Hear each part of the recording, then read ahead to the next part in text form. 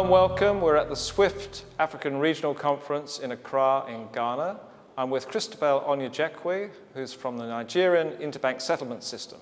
Christabel, welcome. Tell us a little bit about what you're trying to do to transform digital payments in Nigeria, and who's driving it, and what the sort of 2 or 3 main goals are. In terms of the digital strategy, we have actually promoted quite a bit in Nigeria. Well, we are being powered by Central Bank of Nigeria with the PSV 2020 vision. That is actually the Payment Systems Vision 2020. It's just been moved up to 2030 very recently. Because 2020 is only just around the corner, isn't it? Yes. So what we have is that we're promoting almost all sectors of Nigeria to grow digitally. All right, not just banking, the whole economy. Absolutely. Yeah, we have sectors, agri, hotels, every sector of the Nigerian business we're promoting for growth. Okay, and what is it you want to really achieve in the financial sector? I mean, you mentioned to me about instant payments. Is that an important area? I think Nigeria is one of the foremost countries in Africa that propelled instant payments in 2011 as it is.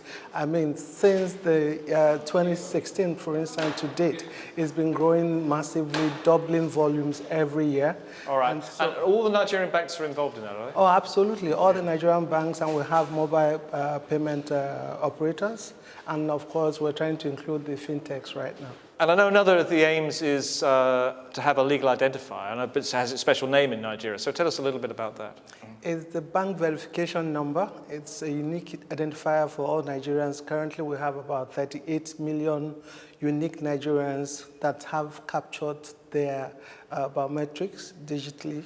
All right, now this is very important, isn't it? As a way of reducing fraud or? Absolutely. Most importantly, you will agree with me that cybercrime will be on the increase by way of applications. Mobile is increasing, USSD is increasing. As such, a lot of people, we anticipate that cybercrime will be on the increase. So with the biometrics, right, we're able to capture or more like curtail the fraud in Nigeria on the digital space. Okay, and how far have you got with that program then? Oh, yeah, it's concluded actually.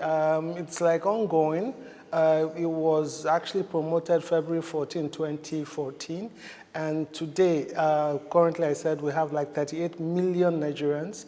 And I'm sure you know we're 200 million population. Okay, so what about the others then? Okay, fine. And that's where the financial inclusion comes in. Okay, which is your third aim with this? Absolutely, yeah. To actually bring into space the unbanked and the underbanked.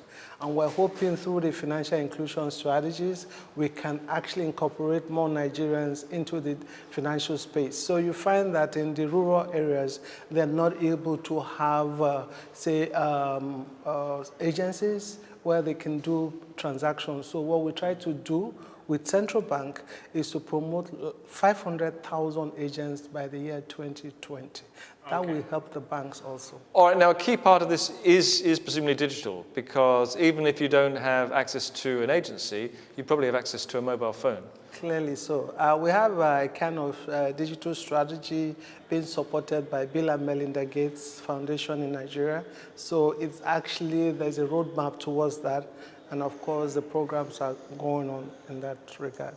Okay, and what, if you talk about somebody who's coming in to do business digitally for the first time, never had a bank account before, I mean, are you able to offer them a very sort of, basic service so they can send money to other people and deposit money? How does it work? And that's exactly what we do in Nigeria, because we believe we can leapfrog or change the future of money, whereby when you are in the rural areas, assuming you don't have an account, on the system, most Nigerians have mobile phone, even when it's a feature phones. You can actually do account opening seamlessly. You can do account-to-account transfers.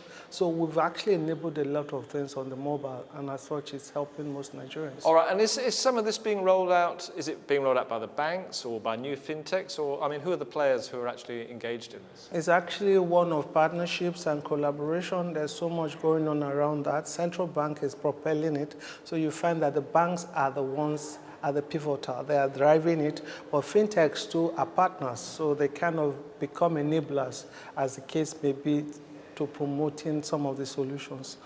Okay. Now, you mentioned 2030 as the key date now. So tell me what Nigeria is going to look like by 2030. I believe very strongly, if my numbers are not wrong, that if Lagos, for instance, one of the foremost cities in the year 2021. Right. So if we have so many cities coming up in Nigeria, by year 2030, it will be more like reducing the cash usage and having to have more people on the electronic space.